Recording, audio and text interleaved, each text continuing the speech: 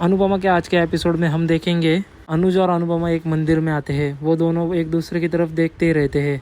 फिर अनुज कहता है मंदिर में वो दोनों लोग हैं जिनके आगे ये अनुज कभी झूठ नहीं बोल सकता।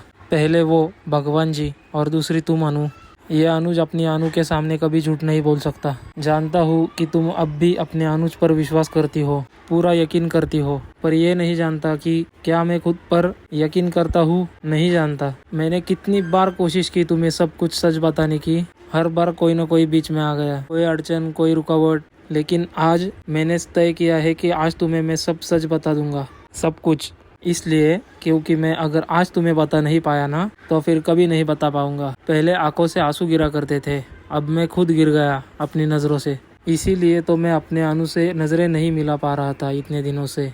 मैं गलत होके भी इतना बेचैन था अनु, और तुम सही होके भी इतनी खामोश, एकदम चुप। तुमने मुझसे कोई सवाल नहीं किया, मुझसे कोई शिकायत नहीं की। अरे तुम्हें तो मेरा गिरेबान पकड़ के मुझसे जवाब मांगना चाहिए था, मुझसे पूछना चाहिए था कि अनुज क्या कर रहे हैं आप। तुमने कुछ नहीं किया। पता है मैं जब तुमसे नाराज़ होकर घर छोड़ के गया ना, तब मेरी छोटी सी गलती थी। लेकिन मैं ये भूल गया कि ज़िंदगी में छोटी गलतियाँ कभी इतनी बड़ी हो जाती है, पता ही नहीं चलता अनु। मैं ये भूल गया था कि गलती एक लम्हे में होती है लेकिन सज़ा पूरी उम्र की। शायद इसीलिए सब कहते हैं ना कि गलत फहमी और चिंगारी को कभी छोटा नहीं समझना चाहिए। देखो अभी ये छोटी सी चिंगारी ने हम दोनों की ज़िंदगी को कैसे जला कर रख दिया। मैंने तुम्हारा दिल दुखाया है अनु। नहीं, दिल दुखाया नहीं, मैंने तुम्हारा दिल तोड़ दिया। वो दिल तोड़ दिया जिस दिल को मैं जोड़ना चाहता था। मैं चाहता था कि उस दिल को धड़कने की आदत पड़े, लेकिन जाने अनजाने में मैंने उस दिल को टूटने की आदत लगा दी। क्या किया है मैंने मेरा गुस्सा मुझे ऐसे बहा ले गया जैसे नदी तिनके को ले जाती है ना, वैसे बहता रहा अपनी नाराजगी में, अपने गुस्से में मैं बहता रहा और तुम सहती रही अनु।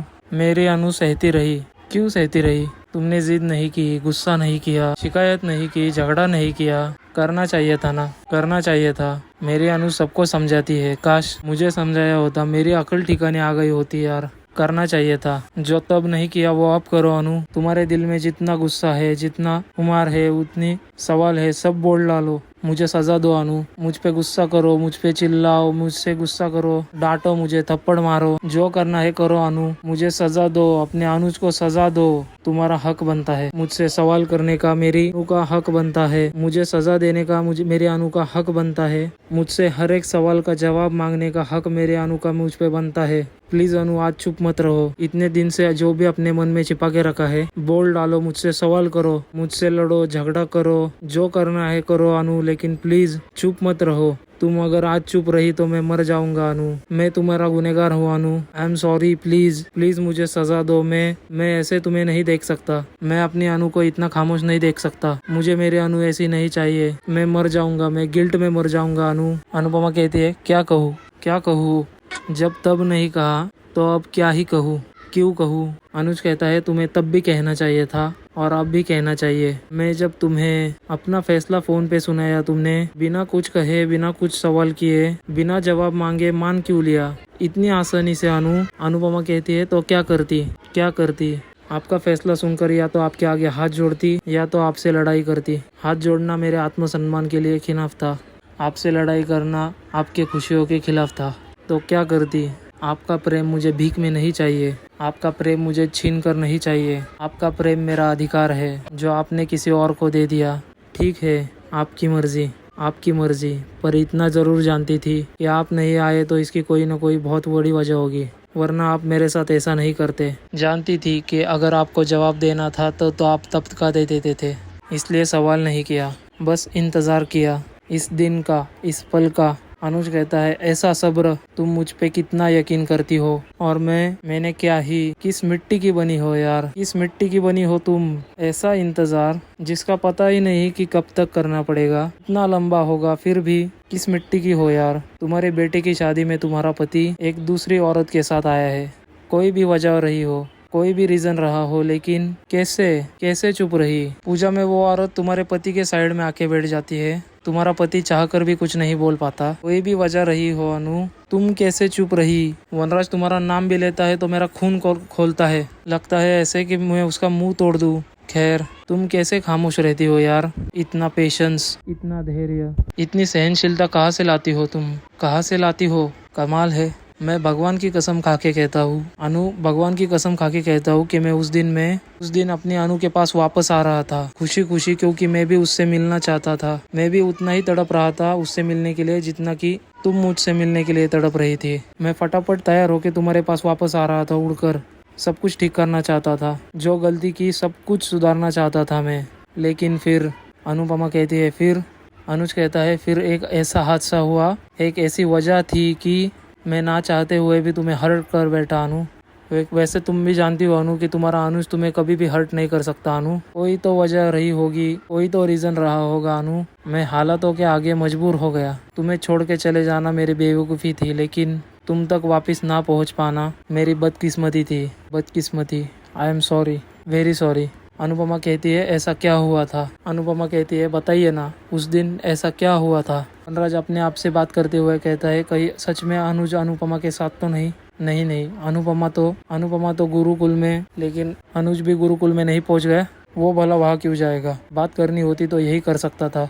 फिर भी पता नहीं लगा था, तब तक मुझे चैन नहीं पड़ेगा। पूछ ही लेता हूँ। और फिर फ़ोन लगाता है। फ़ोन पर कहता है, हाँ जी सॉरी इतना लेट फ़ोन करने के लिए। मैं अनुपमा के घर से बोल रहा हूँ। उनका फ़ोन नहीं लग रहा था, इसलिए सोचा कि आपको फ़ोन करके पूछ लेता हूँ। वो अभी भी वही है या निकल गई? वो लड़की कहती है, सॉरी सर मुझे पता नहीं अनुपमा मैम यहाँ है या चली गई। कुछ लोग चले गए हैं और कुछ लोग अभी भी काम कर रहे हैं। वनराज कहता है, ओके थैंक्स, और फ़ोन रख देता है। और अपने मन में ही कहता है, मतलब अनुपमा वहीं पे है। अनुज अनुपमा से कहता है, और फिर मैंने ठान लिया कि मैं उस दिन अपने अनुपमा के साथ वापस जाऊंगा, उससे मिलकर माफ़ी मांगूंगा और सब कुछ ठीक कर दूंगा। मैं जानता था कि गलती मेरी है, इसलिए तुमसे मिलने की या नज़र मिलाने की हिम्मत नहीं कर पा रहा था। फिर छोटी ने मुझे बताया कि उसके कहने पे तुमने उसे जाने दिया था, तब मुझे अपनी गलती का एहसास हुआ। और फिर जब पाखी आई और उसने मुझे कहा, तब मुझे हिम्मत आई। मैं अपने आप को नहीं रोक पाया। मैं दौड़ के तुम्हारे पास आना चाहता था अनु, सब कुछ बताना चाहता था तुम्हें, लेकिन बीच में छोटी का पेरेंट्स टीचर मीटिंग का इशू हो गया बीच में। फिर मैंने सोचा पेरेंट्स टीचर मीटिंग होने के बाद तुम्हारे पास आऊँगा और सब तुम्हें बता दूंगा। मैं उस दिन बहुत खुश था, मैं बहुत एक्साइटेड था कि मैं अपने अनु के पास वापस जा रहा हूँ, और मैं बहुत खुश था। लेकिन निकलते वक्त अनुपमा कहती है, फिर क्या हुआ अनुज? अनुज कहता है, मैं जैसे ही तुमसे मिलने के लिए दरवाजे तक आया तो वो माया, फिर वो हुआ जो नहीं होना चाहिए था। अनु, मैं भगवान की कसम खा के कहता हूँ अनु, मैंने माया को कभी उस नज़र से नहीं देखा। मेरे लिए वो छोटी की बायोलॉजी मदर है और कुछ भी नहीं। हालांकि मुझे उसकी फीलिंग के बारे में पता है, लेकिन कभी भी उसकी फीलिंग को बढ़ावा नहीं दिया। यहाँ तक कि मैं जब भी मुंबई में होश आया, तभी मैं नीरज के घर में शिफ्ट हो गया और उसे कहा मैंने कि मुझे जब भी छोटी से मिलना होगा तब तुम मुझे यहाँ ले आना, ताकि उसे कोई गलत फैमिली ना हो। पता नहीं माया को क्या हो गया है, उसका प्यार ऐसे पागलपन में बदल गया कि उसने अजीब सी हरकतें शुरू कर दी। मुझे उस सब से फर्क नहीं पड़ता, मैं सिर्फ अपनी अनु यानी कि तुम्हारे पास आना चाहता था। मैंने पीछे मुड़ के नहीं देखा, बिना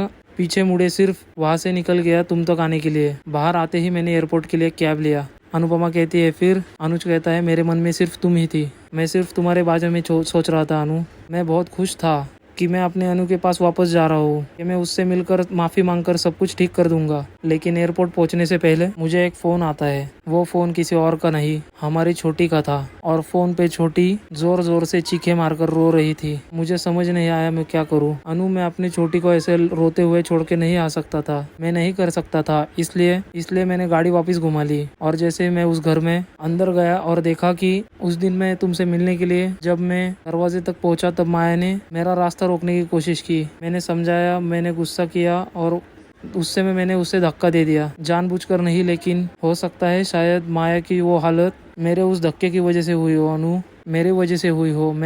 मुझे समझ ही नहीं आ रहा था कि मैं तुम्हें फ़ोन करके बताऊं कि माया को बचाऊं या छोटी को चुप करूं। मुझे कुछ समझ ही नहीं आ रहा था। मेरा दिल दिमाग सब बंद हो गया था, एकदम कुछ समझ ही नहीं आ रहा था, कुछ सुना ही नहीं दे रहा था। लेकिन मुझे छोटी रोती हुई देख गई थी। माया खून में लथपथ दिख रही थी। मुझे छोटी को चुप कराना बहुत ज़रूरी था। मुझे उसे रोते हुए नहीं देखा जा रहा था। मैंने माया की जान बचानी चाहिए थी, इसलिए मैंने माया को उठाया और सीधे हॉस्पिटल लेके गया। उसका खून बहुत बह चुका था अनु। डॉक्टर ने कहा कि इसके बचने के चांसेस नहीं है। मैं बहुत गिल्टी फील कर रहा था अनु, मेरी वजह से छोटी की माँ। मुझे पता नहीं मेरा फ़ोन कहाँ रह गया, किसके पास रह गया, गिर गया, मैं नहीं जानता। मेरा दिल तुम्हारे पास था, ध्यान छोटी के पास था, और मैं खुद उस हॉस्पिटल में माया के साथ था। माया की हालत बहुत नाजुक थी अनु। डॉक्टर की बहुत कोशिश के बावजूद उसकी हालत में कोई सुधार नहीं हो रहा था। फिर अनुज को उस दिन के माया के हॉस्पिटल के बारे में याद आता है और वो कान पे हाथ पकड़ के नीचे बैठ जाता है। अनुज अनुपमा से कहता है, वो चीखें अभी भी मेरे कानों में चुभ रही है। मैं क्या करता, मैं माया को उस हालत में कैसे छोड़ के आता। मैं जानता था कि उसकी इस हालत का जिम्मेदार मैं खुद हूँ, भले ही जानबूझ के ना किया हो, लेकिन हुआ तो मेरी वजह से ही था। छोटी को किसके सहारे छोड़ के आता मैं। माया जैसी भी है हमारे छोटी की बायोलॉजिकल मदर है। अगर उसे कुछ हो जाता तो उसका ठीक होना जरूरी था। अनुपमा का हाथ पकड़ के अनुज कहता है, आई am sorry Anu, I am sorry, I am really sorry. मैं तुम्हें फोन नहीं कर पाया। मुझे पहले समझ नहीं आया कि मैं तुम्हें क्या बात करूँ। बाद में मैं तुम्हें गिल्ट की वजह से फोन नहीं बता पाया अनु। आई एम रियली सॉरी, मैं सॉरी। अनुपमा भी अनुज की तरफ देखकर रोती रहती है और यहीं पर आज का एपिसोड खत्म होता है। ऐसे ही एपिसोड आगे के देखने के लिए हमारे चैनल को सब्सक्राइब कीजिए और इस वीडियो को लाइक कीजिए।